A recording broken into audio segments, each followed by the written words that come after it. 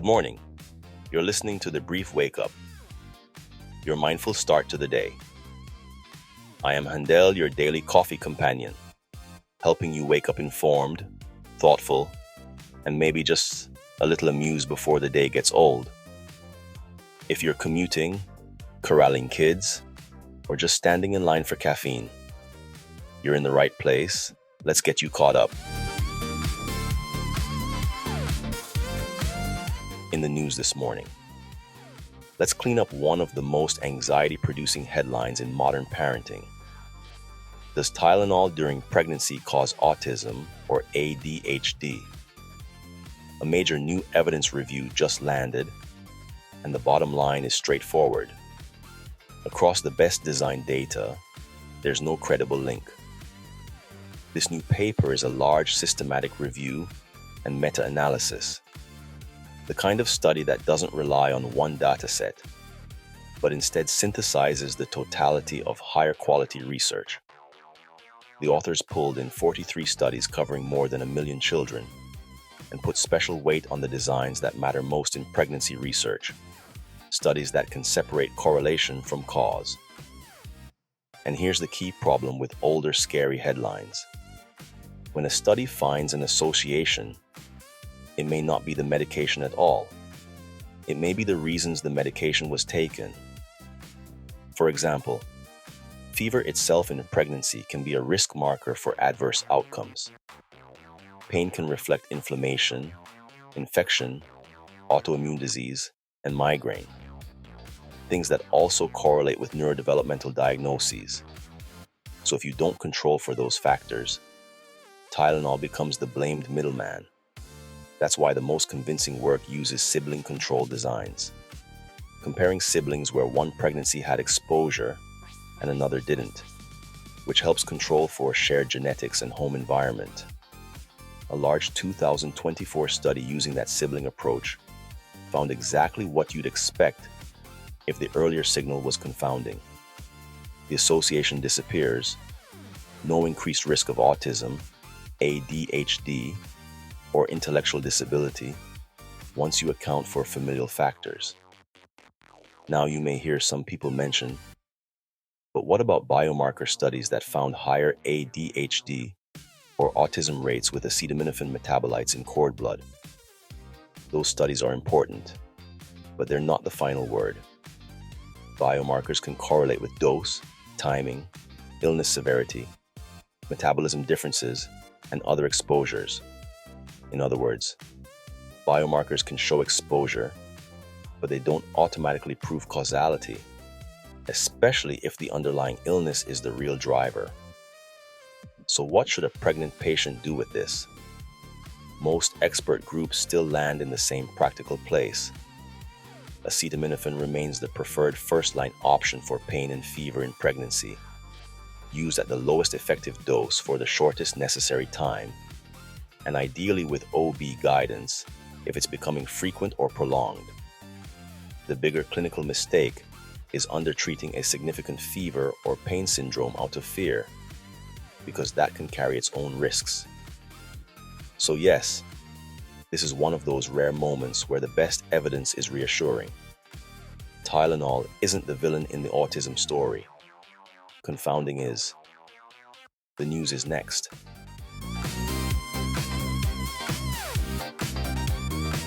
This morning in the news, a Nobel Prize, a NATO ally, and a threat that could restart a global trade war. President Donald Trump escalates his push to take control of Greenland, rattling Europe, financial markets, and the foundations of the Western Alliance. A geopolitical dispute that once sounded theoretical is now rapidly becoming real. Trump has linked his renewed push to gain control of Greenland to what he describes as his failure to receive the Nobel Peace Prize, saying he no longer feels bound to think purely of peace, even as he insists peace remains predominant. In an interview with NBC News, Trump declined to rule out the use of force to seize Greenland and reiterated threats of sweeping tariffs against European nations if the United States is not allowed to purchase the territory. He has specifically named Denmark, Sweden, France, Germany, the Netherlands, Finland, Britain, and Norway as potential targets beginning February 1st. The dispute centers on Greenland, an autonomous territory of Denmark, and a fellow NATO jurisdiction, with a population of just 57,000, but enormous strategic importance due to Arctic access, mineral resources, and proximity to Russia and China. Tensions escalated further after Norway released text messages between Trump and Prime Minister Jonas Gahr Støre, in which Trump explicitly referenced the Nobel Peace Prize, awarded this year to Venezuelan opposition leader Maria Corina Machado, and questioned Denmark's right to sovereignty over Greenland altogether. Trump wrote, quote, "The world is not secure unless we have complete and total control of Greenland." European leaders are now preparing retaliation. The European Union is weighing the reactivation of tariffs on 93 billion euros worth of US imports, along with the possible use of its never-before-deployed anti-coercion instrument, which could restrict US access to EU public contracts, financial markets, and digital services.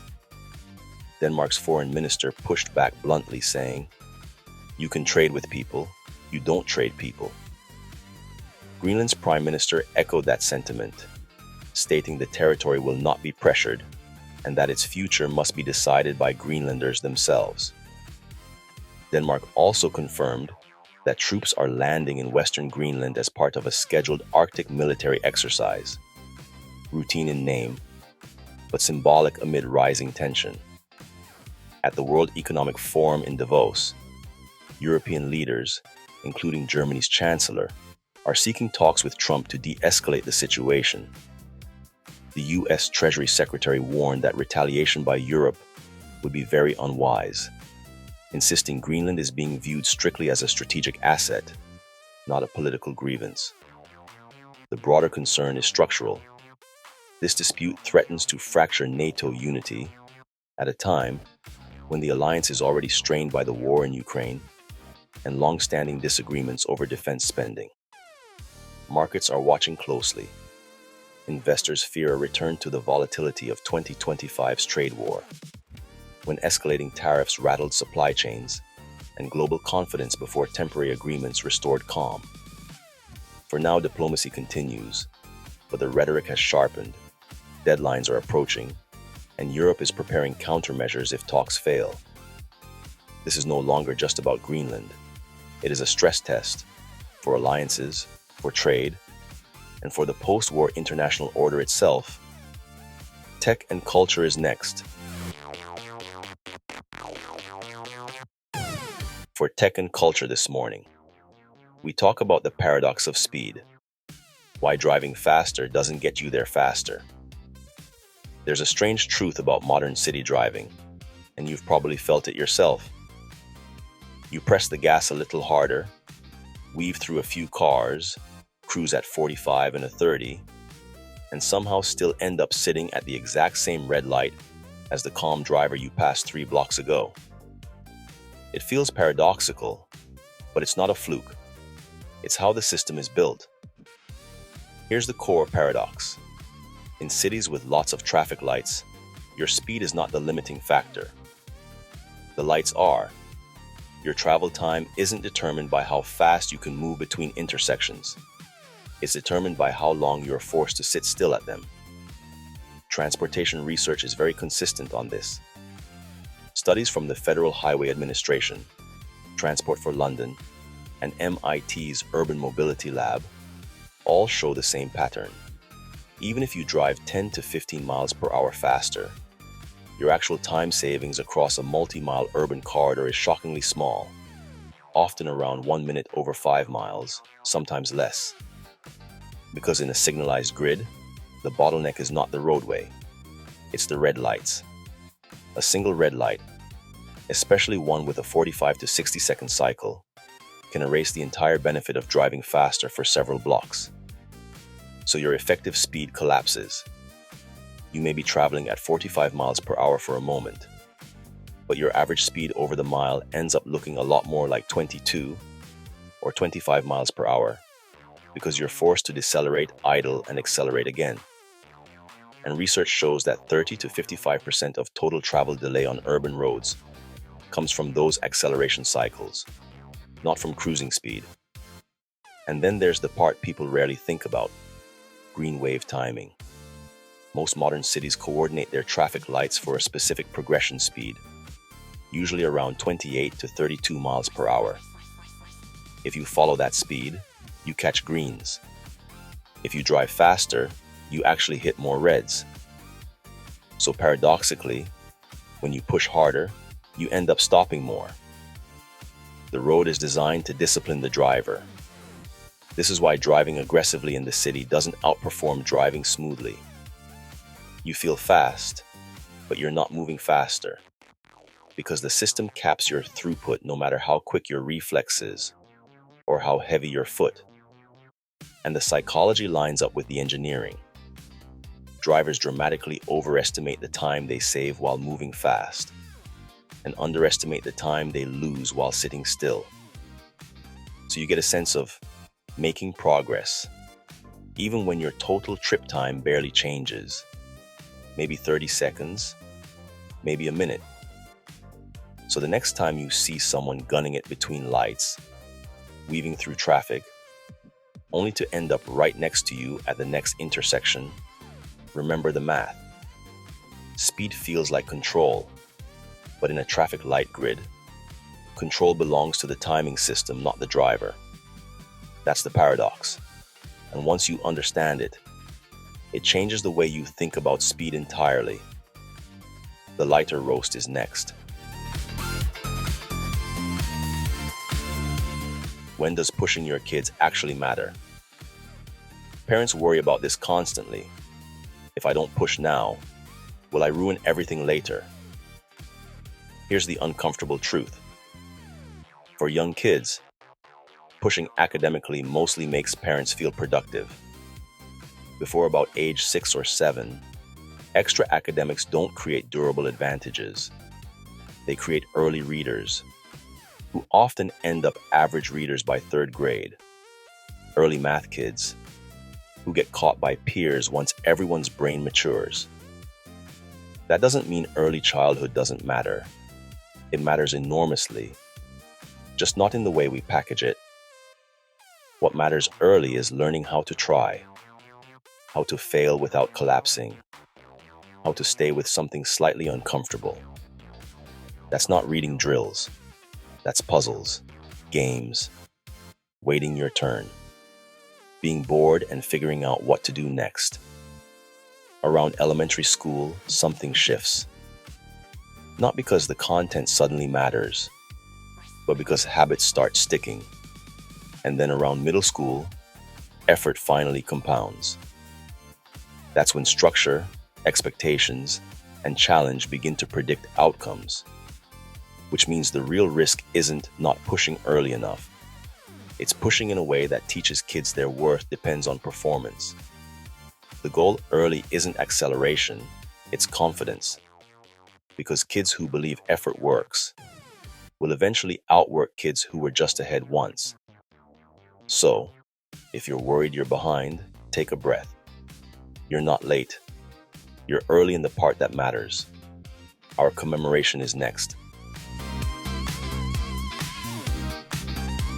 January 19th brings together voices that shaped how we understand emotion, influence, authenticity, and even reality itself.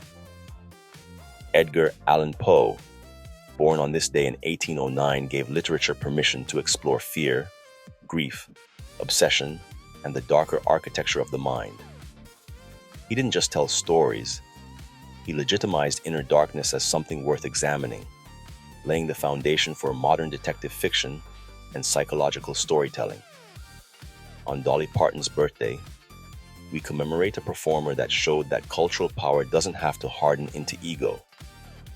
She blended talent with generosity and humility, turning success into a tool for literacy, dignity, and access. Proof that influence can lift more than the individual. And Janis Joplin, another birthday celebrant, embodied raw authenticity. Her voice carried vulnerability without armor, reminding us how powerful honesty can be. and how costly it becomes when intensity outpaces protection. It's also World Quark Day, marking the discovery of the smallest known building blocks of matter. Whether in art, leadership, or physics, what shapes the world most is often what operates quietly beneath the surface. Today we looked at how evidence can quiet fear, how systems shape outcomes more than individual force, and how pressure, whether in parenting, politics, or traffic, often backfires when it ignores structure. From pregnancy science to global alliances to the way our kids grow, the pattern is the same. Correlation isn't causation, speed isn't progress, and intensity isn't always wisdom. What endures, quietly and reliably, are the fundamentals beneath the surface. Sound evidence, stable systems, and habits that compound over time. This is Dr. Robinson for the Brief Wake Up. Stay calm, kind, and curious. I'll catch up with you tomorrow.